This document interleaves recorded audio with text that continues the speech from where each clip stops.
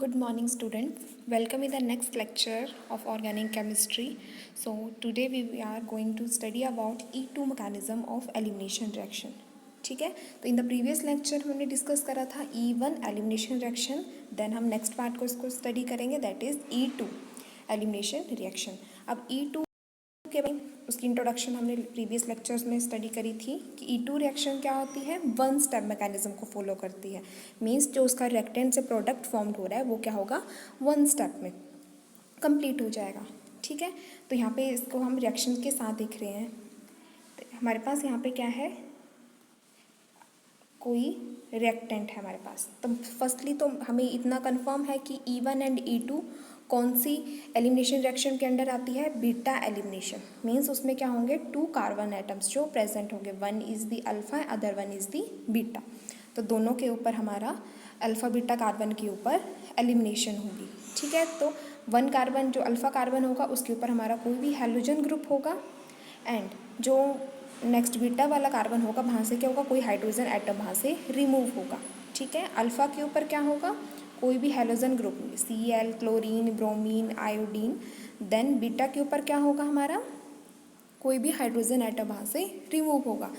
ठीक है, तो अब यहाँ पे रिएक्शन के साथ देखते हैं. यहाँ पे हमारे पास है CH2, यहाँ पे सेंटर कार्बन, देन उसके साथ अटैच्ड है CH3 डाई मिथाइल ग्रुप. ठीक है, तो यहाँ पे अल्फा कार्बन कौन सा हुआ, जिसके ऊपर डाई मिथाइल ग्रुप्स जो हैं वो अटैच्ड है.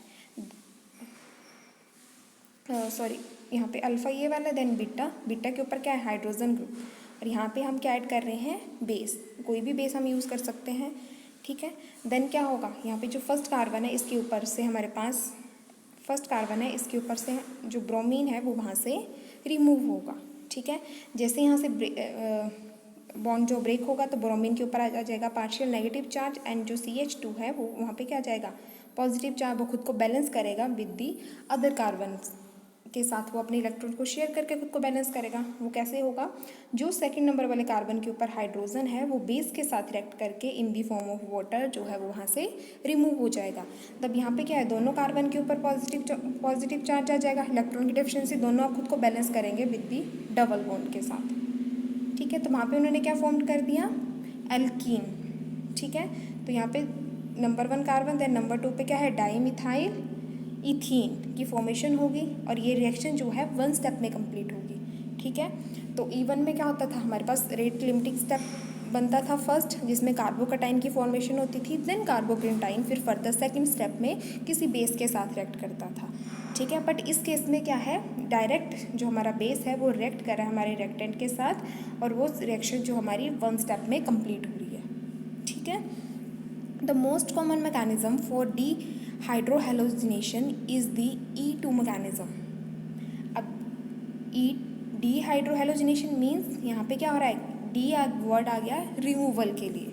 ठीक है, हाइड्रोजन भी रिमूव हुआ, देन हेलोजन, कोई भी क्लोरीन, ब्रोमीन, कुछ भी हेलोजन ग्रुप भी वहाँ से रिमूव हुआ. ठीक है, it exhibit second order kinetics. जब सेकेंड ऑर्डर काइनेटिक्स होगी तो उसमें हमारा जो रेट ऑफ रिएक्शन है वो किसके ऊपर डिपेंड करेगा, concentration of reactant and concentration of base, जो भी हम वहाँ पे यूज़ करेंगे. तो उन दोनों के ऊपर डिपेंड होगा, तब हम बोलेंगे कि जो हमारी रिएक्शन का रेट है वो डिपेंड कर रहा है सेकेंड ऑर्डर ऑफ काइनेटिक्स के ऊपर, जिसमें क्या है, हमारा जो rate of reaction that depends upon concentration of reactant then concentration of base. ठीक है, और E1 रिएक्शन क्या थी, उसकी रेट ऑफ रिएक्शन जो थी वो फॉलो करती थी वन काइनेटिक्स को. मीन्स उसकी जो रेट ऑफ रिएक्शन है that is directly proportion to concentration of reactant पे था. वहाँ पे बेस के साथ वो डिपेंडेंट नहीं थी, वो किसके ऊपर थी, कंसंट्रेशन के ऊपर डिपेंड थी. ठीक है, और जो E2 रिएक्शन है वो क्या है, इन दोनों के ऊपर वो डिपेंड है, बेस के ऊपर भी एंड रिएक्टेंट की कंसंट्रेशन के ऊपर भी. ठीक है, the reaction is concerned all bonds are break and formed a single step. इसमें भी क्या है कि जो भी दोनों के बॉन्ड ब्रेक हो रहे हैं और ये क्या है, सिंगल स्टेप में रिएक्शन जो हमारी कंप्लीट हो रही है. Then E2 reaction are regio selective in nature, regio selective nature की होगी, and favour the formation of Saytzeff products. ठीक है, वो क्या करेगी, सेटजेफ प्रोडक्ट. सेटजेफ के अकॉर्डिंग क्या था कि वहाँ पे बल्कि ग्रुप्स जो हैं वो अटैच्ड होंगे हमारे कार्बन के साथ. जो भी कार्बन डबल बॉन्ड कार्बन हमारे पास प्रोडक्ट में होगा उसके साथ क्या होगा, बल्की ग्रुप्स। फॉर एग्जांपल यहाँ पे भी क्या है, कार्बन है तो इसके साथ बल्की ग्रुप आ गए 2 मिथाइल ग्रुप्स।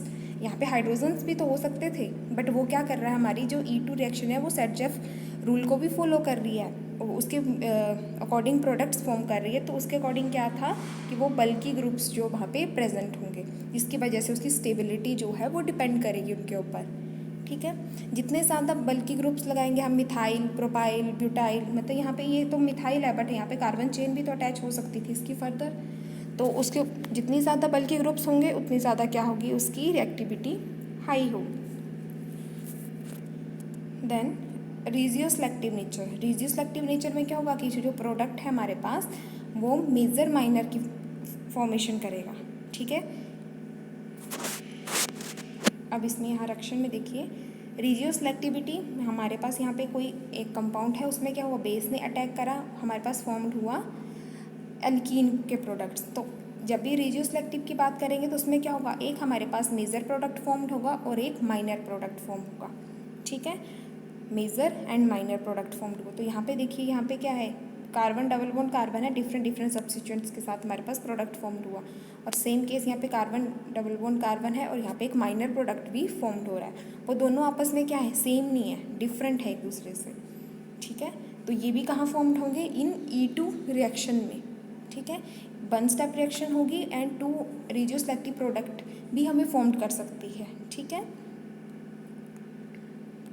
नेक्स्ट बात करते हैं इसकी,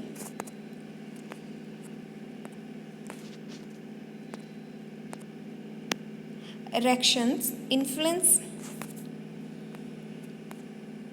the reaction, influence the reaction pathway, मतलब कौन कौन से ऐसे पैरामीटर्स हैं जो इस रिएक्शन के ऊपर डिपेंड करते हैं। फर्स्ट आ गया काइनेटिक्स।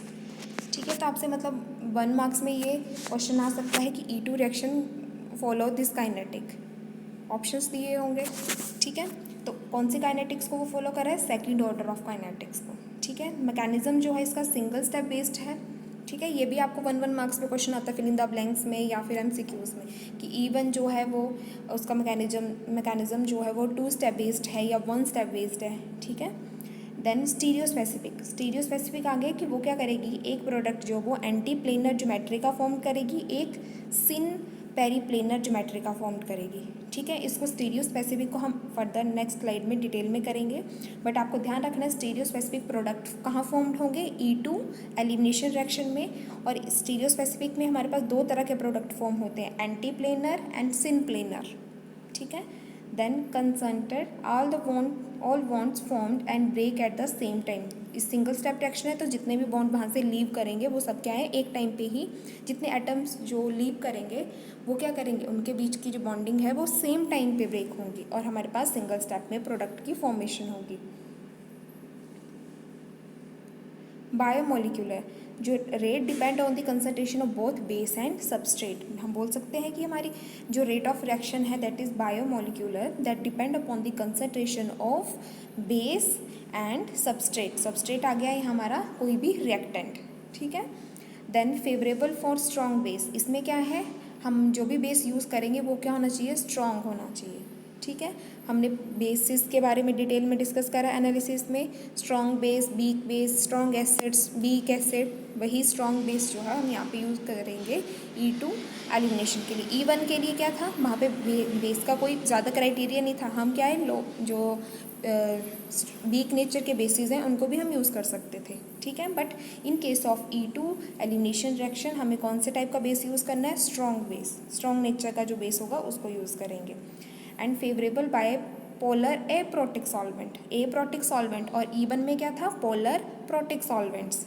ठीक है, better leaving groups lead to reaction rate, leaving group हमें ऐसा चूज़ करना है जिससे हमारी रिएक्शन का जो रेट है वो इंक्रीज़ करे, उसको स्लो ना बना दे।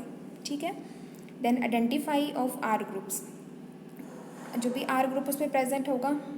ठीक है, कार्बन डबल बॉन्ड कार्बन है, इसके साथ कोई भी या हमारे पास कोई रिएक्टेंट है उसके साथ क्या होगा, हमारे पास कोई हैलोजन ग्रुप अटैच्ड है, तो जो रिमेनिंग ग्रुप है यहाँ पे आ गया Cl ग्रुप अटैच्ड है, उसको रिप्रेजेंट कर दिया X के साथ, और बाकी जो उसका कार्बन हाइड्रोकार्बन्स की चेन होंगी, उनके जो ग्रुप्स होंगे उनको आइडेंटिफाई कर दिया विद आर ग्रुप के साथ। More substituent halide react with faster rate. For example substituents कितना होगा, R3 की जो रेट ऑफ रिएक्शन है वो क्या होगी, फास्ट होगी, देन R2 की, देन R3 की। मीन्स क्या हो गया, अर्थ हमने 3 ग्रुप अटैच करे हैं। ये इसका स्ट्रक्चर कुछ इस टाइप का होगा। यहाँ पे आ गया हेलोजन ग्रुप, इस कार्बन के साथ हमारे क्या होंगे 3 R ग्रुप जो है वो अटैच्ड होंगे। R ग्रुप हमारा कोई भी इथाइल मिथाइल प्रोपाइल हो सकता है। देन R2 की रिएक्टिविटी उससे कम होगी, देन R की, देन नॉर्मल हमारा CH3X की। ठीक है, तो इसको हम बोल देंगे टर्शरी, इसको हम बोलेंगे सेकेंडरी, इसको हम बोल देंगे प्राइमरी। ठीक है, जिसमें क्या होंगे हमारे R जो है 3 ग्रुप्स अटैच्ड होंगे, उसको हम बोलेंगे टर्शरी अल्काइल हैलाइड, ये आ जाएगा secondary alkyl halide, then this one is the primary. ठीक है, तो रिएक्टिविटी ऑर्डर किसका ज़्यादा, सबसे पहले tertiary, then secondary, then primary. अब नेक्स्ट स्लाइड में देखते हैं इफेक्ट ऑफ आर। जो हमारा हम आर ग्रुप्स ले रहे हैं, जो डिफरेंट डिफरेंट अल्काइल ग्रुप ले रहे हैं, उनका इफेक्ट क्या है। ठीक है, मतलब डिफरेंट डिफरेंट पैरामीटर पे क्या इफेक्ट शो कर रहे हैं वो। तो फर्स्ट है रिएक्टिविटी ऑर्डर, कि अगर हमारा बल्कि नेचर का है, मतलब ज़्यादा मिथाइल ग्रुप्स हैं, यहाँ पे देखो, यहाँ पे CH3 मतलब 3 मिथाइल ग्रुप्स हैं इस मॉलिक्यूल के पास, और यहाँ पे 2, यहाँ पे 1, यहाँ पे नॉर्मल CH3। तो अब इनके क्या हो रहा है यहाँ पे कि रिएक्टिविटी ऑर्डर जो है टर्शरी का इंक्रीज कर रहा है, देन सेकेंडरी का, देन प्राइमरी का, देन सबसे कम किसका है CH3 का, मीन CH3 जो सबसे लीस्ट में है। In an E2 reaction the reaction transform 2 sp3 carbon atom into sp2 atoms. तो sp3 जब हम इनिशियल कार्बन कार्बन जो हमारा स्ट्रक्चर है उसकी बात करेंगे, रिएक्टेंट में जो हमारे पास जो भी मॉलिक्यूल होगा तो उसकी हम हाइब्रिडाइजेशन देखेंगे, तो उनमें जो कार्बन एटम्स की हाइब्रिडाइजेशन है दैट इज़ sp3। बट जैसे वहाँ पे क्या होगा डी हाइड्रो हेलोजिनेशन होगी, वहाँ पे हमारे उसकी हाइब्रिडाइजेशन क्या हो जाएगी sp2।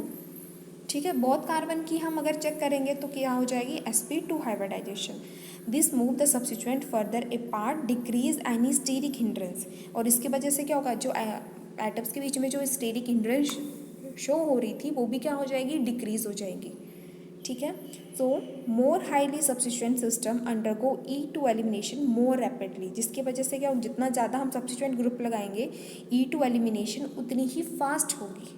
ठीक है, तो क्या बोल रहा है कि अगर हम 3 ग्रुप हमारे पास अटैच्ड हो रहे हैं जो टर्शरी है, तो उसकी वजह से क्या हो रहा है एलिमिनेशन रिएक्शन फास्ट हो रही है। ठीक है, देन सेकेंडरी में फास्ट होगी, देन प्राइमरी में सबसे लीस्ट किस में होगी, जहाँ पे सारे क्या है CH3, कोई बल्कि ग्रुप नहीं है, वहाँ पे सिर्फ सारे हाइड्रोजन ग्रुप्स प्रेजेंट है।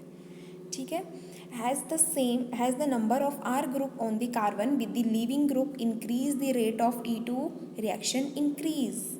नंबर ऑफ R ग्रुप्स जो होंगे विद द लिविंग ग्रुप्स के साथ अगर वो इंक्रीज होंगे तो वो क्या करेंगे, हमारे E2 रिएक्शन के रेट को भी इंक्रीज करेंगे। तो हम बोल सकते हैं कि R के ऊपर डायरेक्टली प्रोपोर्शनल है हमारा रेट ऑफ एलिमिनेशन। ठीक है, रेट ऑफ एलिमिनेशन रिएक्शन, तो वो भी डायरेक्टली प्रोपोर्शनल हुआ, जितना ज़्यादा R ग्रुप होगा उतने ज़्यादा जो है हमारी रेट ऑफ रिएक्शन होगी। ठीक है, नेक्स्ट बात करते हैं लीविंग ग्रुप्स। लीविंग ग्रुप्स कहाँ अटैच्ड होंगे, उस कार्बन के साथ लीविंग ग्रुप्स अटैच्ड होंगे जिसको हमने रिमूव करवाना है, कोई हेलोजन हो या हाइड्रोजन एटम्स। ठीक है, the leaving group bond is broken during the rate limiting step. E1 में तो रेट लिमिटिंग स्टेप आता था 1 पे, बट यहाँ पे क्या सिंगल स्टेप रिएक्शन है तो उसी में रेट लिमिटिंग स्टेप है और वही हमारी फाइनल रिएक्शन भी है। ठीक है, so the rate does depend on the nature of the leaving group. तो हमारा जो रेट है वो डिपेंड करता है लिविंग ग्रुप कैसा है, तो उसी से हमें पता चलेगा कि लिविंग ग्रुप जो है, फॉर एग्जांपल अगर OH ग्रुप है तो वो डायरेक्ट वहाँ से रिमूव हो जाए, हमारे पास ऑक्साइम आयन की फॉर्मेशन ना कर दे वो।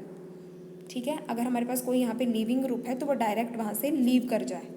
ठीक है, वो फर्दर किसी पॉजिटिव नेगेटिव आयनिक नेचर का ना फॉर्म्ड हो जाए। हमें मेन क्राइटेरिया यही है कि हमें वो डायरेक्ट वहाँ से लीव करवाना है। ठीक है, then if a leaving group is too good then the E1 reaction में result and the rate of reaction follow the order, rate of reaction follow the order.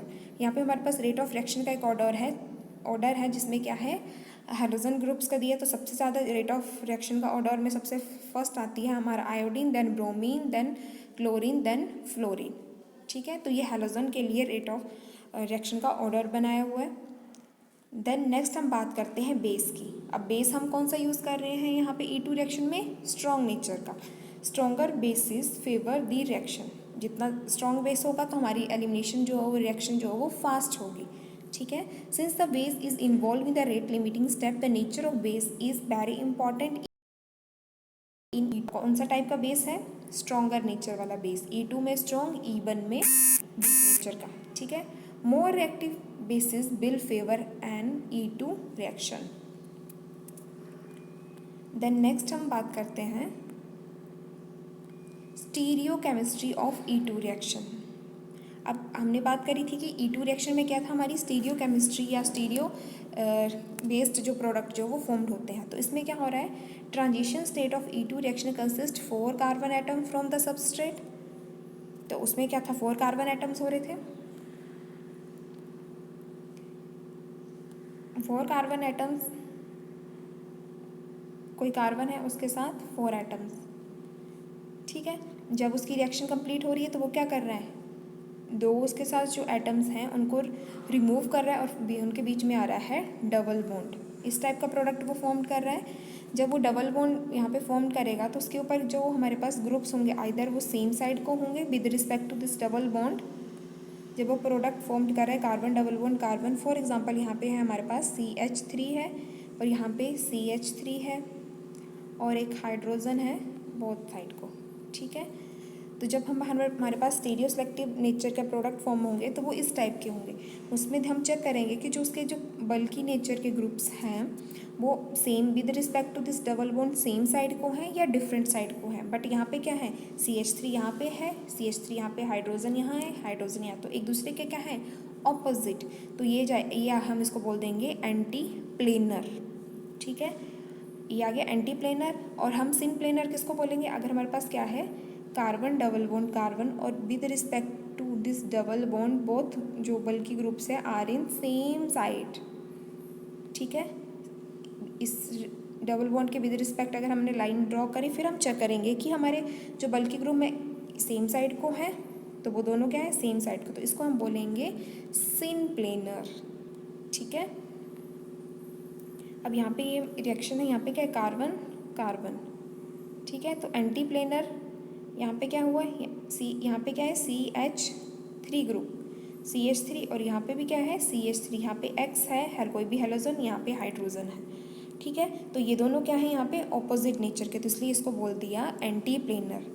ठीक है, एंड जो इसके साथ हमारा हैलोजन ग्रुप है और हाइड्रोजन एटम है उसको भी हम क्रॉस चेक करेंगे, वो भी क्या है, एक दूसरे के ऑपोजिट साइड को है, ये बॉन्ड के अप साइड को, ये बॉन्ड के बिलो साइड को है। ठीक है, एक्स हैलोजन एंड हाइड्रोजन, इन दोनों में चेक करेंगे। नेक्स्ट केस में, नेक्स्ट यहाँ पे इस एग्जांपल में क्या है, हमारे पास halogen and hydrogen atom both are in same side. ठीक है, तो यहाँ पे देखेंगे ये दोनों क्या है, सेम साइड को, और यहाँ पे क्या है, दोनों ऑपोजिट साइड को।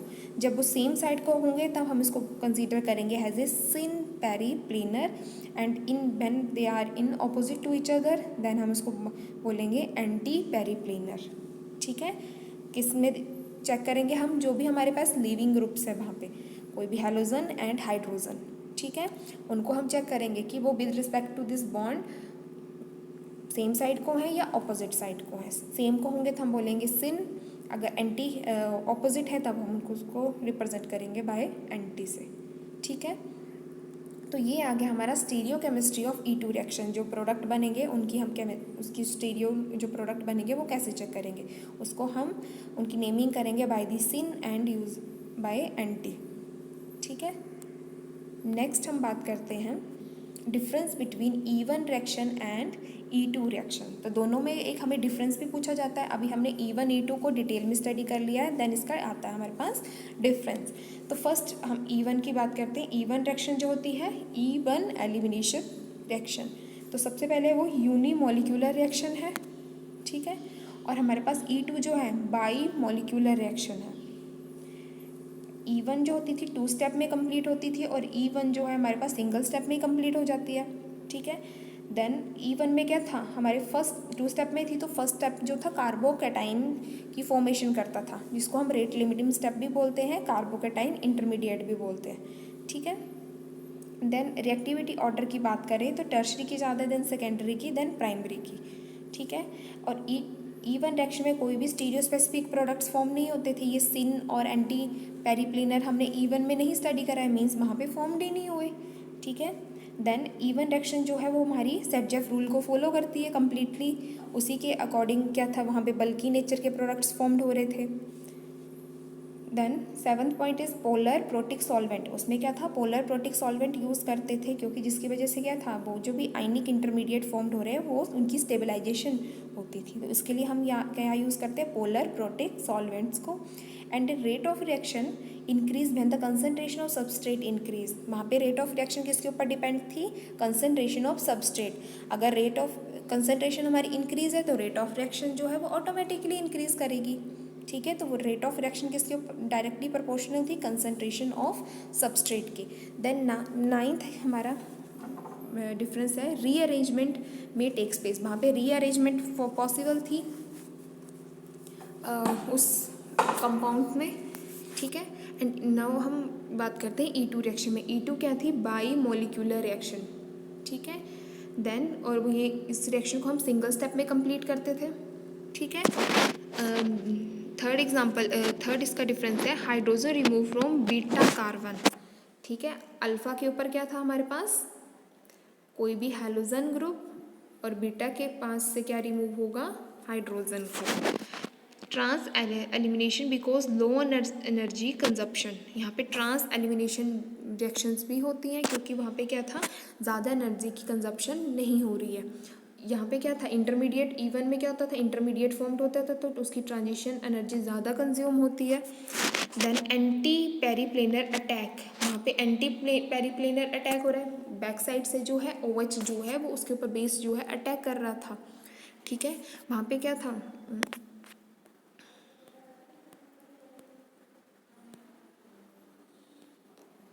एंटी पेरिप्लेनर मीन्स यहाँ पे ब्रोमीन यहाँ पे है, हाइड्रोजन ग्रुप उसके ऑपोजिट पे है, और यहाँ पे OH का जो बेस है उसका अटैक हो रहा है, तो इसको बोल दिया एंटी प्लेनर। एंटी क्यों बोला, क्योंकि वो halogen group and hydrogen group जो लिविंग ग्रुप्स हैं वो दोनों आपस में क्या है, ऑपोजिट साइड्स को है, ठीक है, इसलिए इसको बोला है। नेक्स्ट